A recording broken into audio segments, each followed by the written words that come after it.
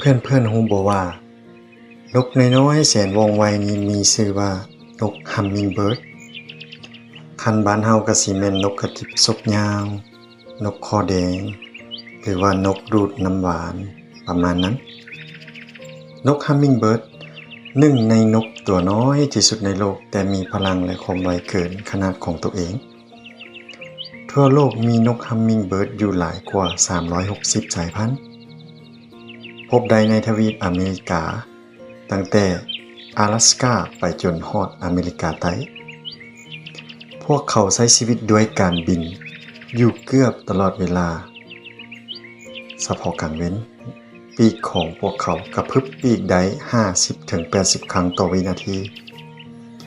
ไวจนตาเป้าบ่สามารถเบิ่งทันเลย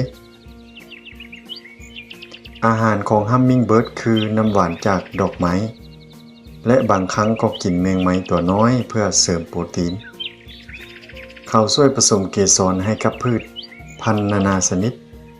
จึงเป็นผู้ช่วยสำคัญของระบบนิเวศถ้าบ่มี Hummingbird ดอกไม้บางชนิดก็อาจสูญพันธุ์จากโลกนี้ไปเลยก็ได้ชีวิตของพวกเขาเต็มไปด้วยพลังแม้นจะตัวน้อยนิดเดียว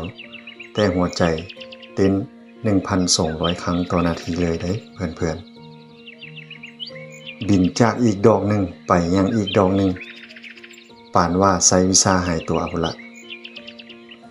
ในหลายวัฒนธรรมนก Hummingbird จัดให้เป็นสัญลักษณ์แห่งความสุขความรักและความอิสระ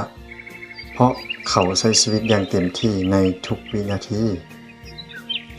ถ้าเพื่อนเห็นนกน้อยๆศกยาวศกแหลมนี้บินอยู่เทิงดอกไม้